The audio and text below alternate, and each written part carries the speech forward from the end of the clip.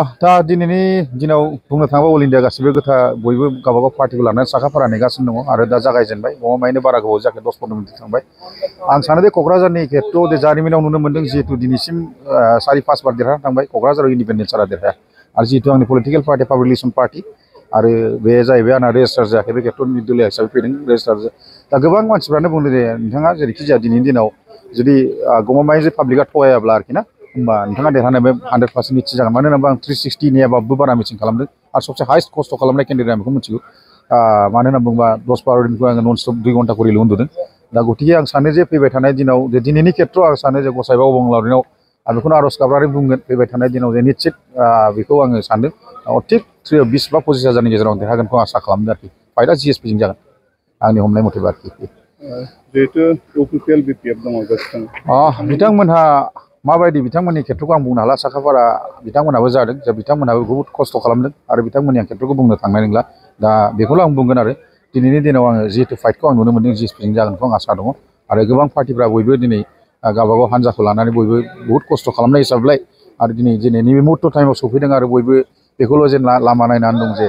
सोर देरहागोन बयहाबो मोनसे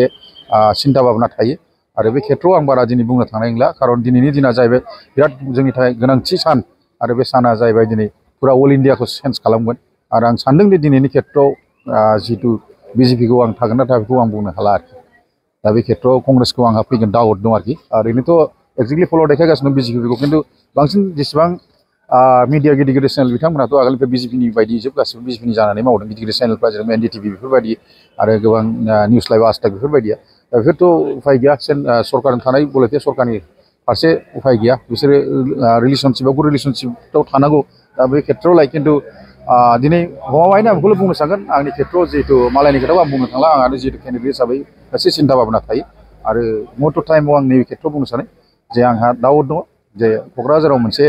आगोलनिफ्राय नुनो थांगासिनो दङ इन्डिपेन्डेन्ट केन्डिडेट देरहागोन आरो बेखौ निश्चित जाबाय आरो इन्डिपेन्डेन्ट केन्डिडेट देरहानाय माने बेयाव बिराद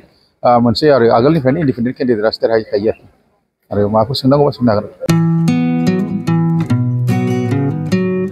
गोजोनथाव खौरां नोंथांमोननि थाखाय मोनसे गोजोनथाव खौरां लानानै फैदों। उदालगुरि जिल्लानि सिङाव थानाय डिमाकुसि नोगोराव नोंथांमोननि थाखाय अर्डाब दा बड' किटचेन मुंनि गंसे गोदान हटेला गोजोनथाव खौरां लानानै फैदों। नोंथांमोना बे अर्डाब दा बड' किटचेन हटेलाव साहा, कफि, आइसक्रिम, फास्टफुड, आखाइजों बानायनाय ग्रिन टि, न'आव बानायनाय आसार, गाइखेरनि एन्थाब आरो ओंखामजों जेरै अमा, दाउ, बोरमा, साम', खुसिया, अमा गोरान, नाफाम बायदिसिना बर'नि ओंख्रिखौ बे अर्डाब दा बड' किटचेन हटेलाव जानो हागोन। अर्डाब दा बड' किटचेन हटेला डिमाकुसि सेन्ट्रेल बेंकनि खोलाहा बरुवा रेडिअ मबाइल गलाजों नांजाबनाय।